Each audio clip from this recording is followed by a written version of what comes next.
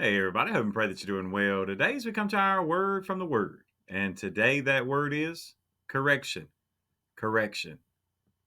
Now, I do appreciate your patience. I know we haven't had any videos in the last 2 weeks.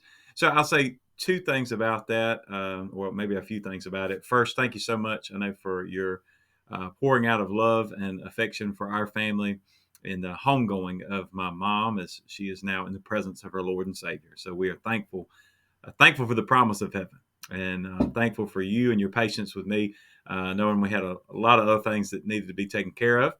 And so you say, well, wait a minute, doesn't Bible study, doesn't devotions like this, shouldn't that take precedent over anything? Well, here's the thing. If this is the only devotion that you have, that's a problem. This time together, a word from the Word, is to be in addition to your own personal study. You may use it as a Kickstarter for yours or a conversation. And I know several of you have shared how you sit down in the mornings or maybe even by yourself or even as a couple, sit down and let this start your quiet time. And I am thankful and grateful for that. But do not let this be your only quiet time. Don't let your spiritual relationship with God, especially don't let it be determined by anybody else, and especially not by me and the time that we would have together. But now that we have this time together, let's use it and let it be conversation starters for ourselves, uh, in our own study, with each other as we see each other and message back and forth or even see each other in person. And let's just let God speak. So, with the word correction today, as we're continuing on in Jeremiah, right where we left off, today in Jeremiah chapter 10, earlier, the prophet had been encouraged not to pray for God to change his mind because he wasn't going to. And we'll even look tomorrow at a prayer of something else he says not to pray for, not to do. So here, when we see Jeremiah praying and asking God, he's asking for correction. He's asking for some discipline. And there's something that he notes here that it would be good for us to remember as well.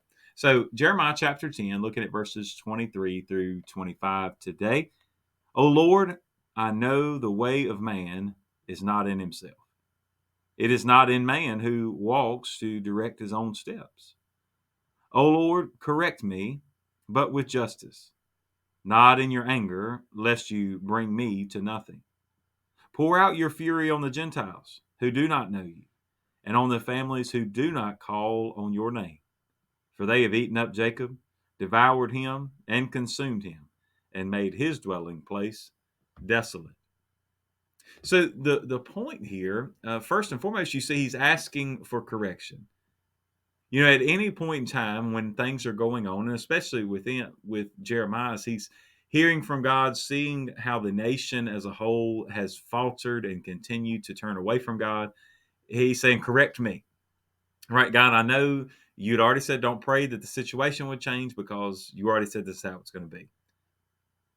So, isn't it a wise prayer for us not to pray for our circumstances to change, but for ourselves to change?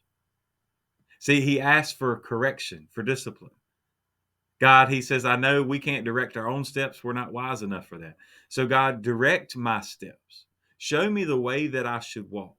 If I'm going a wrong path, correct me. Get me back on the right path. And what a great prayer that is that you and I should echo even today. But then he also says, do it in your justice, not in your anger.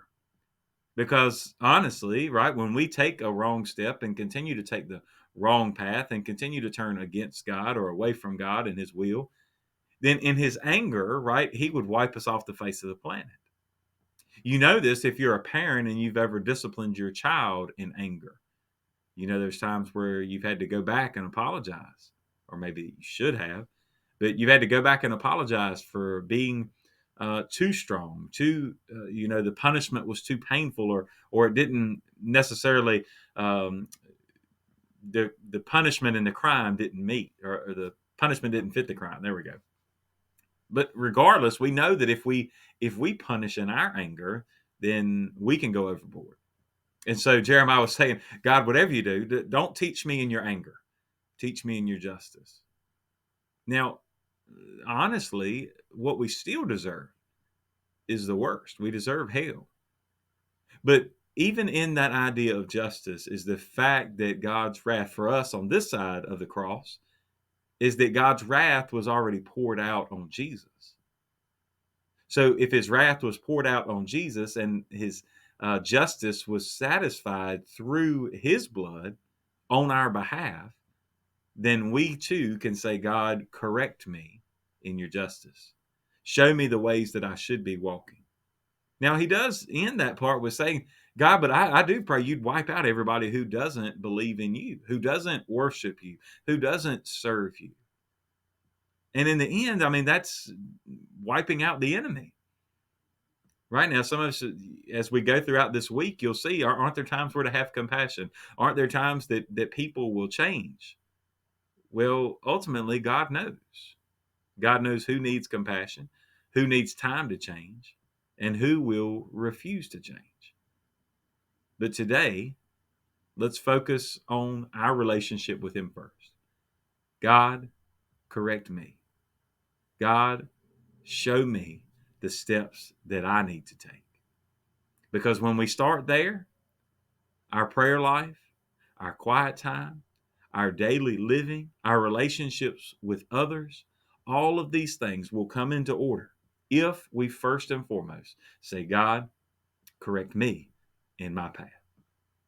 God bless you. And I pray you have a great, great day.